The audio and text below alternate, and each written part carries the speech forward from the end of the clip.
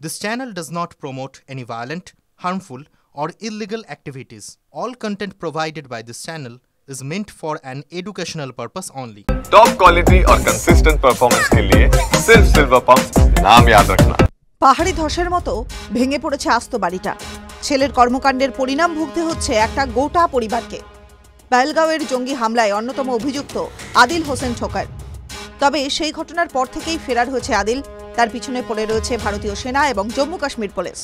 বৃহস্পতিবার যখন তার বাড়ির কাছে পৌঁছায় সেনা, সেই সময় বাড়ির সামনেই বসেছিলেন আদিলের মা শেহজাদা বানো।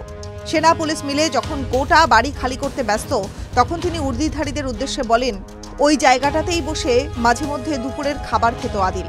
সেই কথা বলতে বলতে যখন কান্নায় গলা জড়িয়ে আসে তার, সঙ্গে সঙ্গে চোখের সামনে ভেঙে পড়ে গোটা বাড়িটা, পড়ে থাকে ধ্বংসস্তূপ।